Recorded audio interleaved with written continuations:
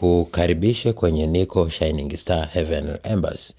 Popote pale ulipo na unapoendelea kusikiliza, leo tuna fundisho linalosema haya matano yaondoe kwenye nyumba yako haraka, ili uanze kuisikiliza sauti ya Roho Mtakatifu na uweze kutembea katika nguvu ya Mungu. Kumbuka, sauti ya Roho Mtakatifu inaweza kujidhihirisha kwa namna tofauti tofauti. Inaweza kuja kwa njia ya ndoto, inaweza kuja kwa njia ya hatia anapokuonya juu ya kitu fulani, inaweza kuja kwa ishara mbalimbali za mwili au za viumbe, lakini pia inaweza kuja sauti ya ndani ya kukuelekeza kitu. Lakini pia kuna wengine wanasikia sauti wazi wazi kabisa. Ukisoma Hesabu 12:6-8, maandiko yameweka wazi kabisa. Anakuambia, akiwepo nabii miongoni mwenu, mimi Mungu nitazungumza naye kupitia ndoto na nitajifunua pia kupitia maono. Lakini kwa Musa mtumishi wangu, yeye ni mwaminifu kwenye nyumba yangu yote.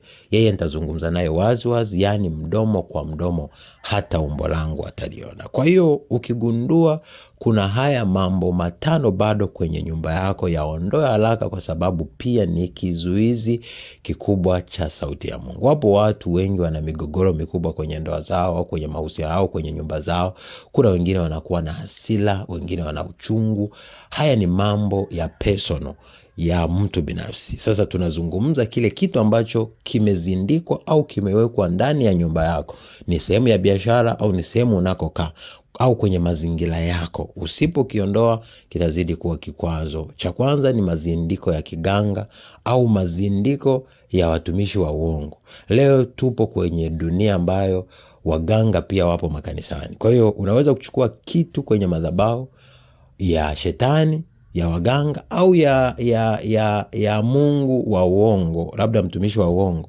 Sasa uhisi ni ya Mungu wa kweli, uyaweke kwenye nyumba yako au kwenye mazingira yako, kumbe yavute roho chafu, na ina maana sauti ya Mungu kuisikiza ni ngumu. Lakini pia ndoto zitabadilika, utaanza kuona ndoto za vita au vikwazo, au muda mwingine ndoto zipotee kabisa, shetani aanze kukubinya na kukuumiza kwa siri. Lakini cha pili ni vitabu vya kichawi au vya ibada za uongo au vya stori za uongo.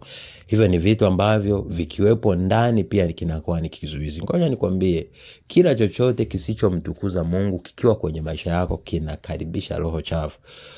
Kuna wakati muda mwingine miziki hata mibaya inakaribisha roho chafu kwenye maisha yako. Ibada za uongo zikiwepo unazisikiliza kwenye nyumba yako, zinakaribisha pia roho chafu. Kwa hiyo hivyo vyote ni vitu vya kichawi vinavyoweza kuharibu maisha yako. Lakini kitu cha tatu ni pete za kichawi. Kuna pete nyingi unakuta zinauzwa kila mahali, au vyombo fulani fulani vya urembo ambavyo unakuta vile vina connection na uganga. Leo unaweza kupita sehemu unakuta wanauza vitu used, labda pete used, lakini kumbe zile pete nyingine ni za Masonic, zile pete nyingine ni za waganga, za kichawi. Kwa hiyo kuna roho zilitamkiwa humo. Kwa hiyo mtu anapoichukua, zinaanza, ile roho inamfuata na inaanza kumtumia. Kwa hiyo kuna wengi leo ni mateka wa roho chafu bila kujijua. Kumbe walivaa pete, walivaa mkufu, walivaa heleni, walivaa vitu tofauti tofauti. Lakini 4 ni wanyama wa maagano.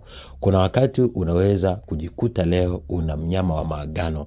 Kuna watu leo wanafuga paka wa maagano, wanafuga mbwa wa maagano, labda walielekezwa na mganga au walielekezwa na mtu fulani, au walipewa na mtu, wao wakajua ni mtu sahihi, kumbe si sahihi. Kuna kitu kilinenewa ndani yake. Kwa hiyo ndio maana lazima vitu vyetu tunapokuwa navyo tuombe ili tufunuliwe ni vitu vya aina gani. Unaweza kufuga kitu lakini kumbe umefuga roho chafu kwenye maisha yako. Haya ni mambo ambayo yapo. Kwa hiyo usipokuwa kiroho, yatazidi kuwa ni kikwazo, kizuizi. Kuna watu leo wanapata hasara, wanapata mikosi, wanapata vikwazo kwenye ndoa zao, kwenye familia zao. Kumbe kuna vitu vipo na ni wanyama tu, wapo ni kama wakufugwa, lakini kumbe wameunganishwa na maagano fulani. Wengine uliweza kwenda kununua sehemu, lakini kumbe wale watu walikuwa si sahihi, waliunganisha na roho chafu.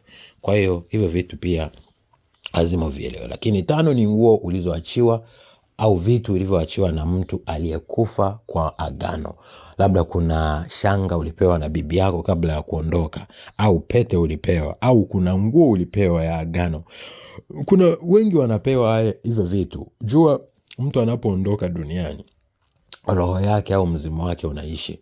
Kwa hiyo ni rahisi sana kuanza kukufuatilia, kuwa kizuizi, kuwa kikwazo. Kwa hiyo hivyo vitu kama unavyo ni vya bibi yako, alishakufa, alikuachia uvae, au ni vitu alikuachia kama maagano, ni bora uvichome, ni bora uviondoe kwenye maisha yako na usivitumie, kwa sababu vinaweza kuwa lango la roho chafu na usumbufu kwenye maisha yako. Haya ni mambo ambayo ukiyaelewa, ukiyajua, ukayafahamu, ukayatambua na ukayafanyia kazi, mimi nakupa uhakika utaanza kuona matokeo mazuri na utaanza kuwa na amani kwenye maisha yako. Nawapenda. God bless you. Be a shining star in Jesus' holy name. Shalom.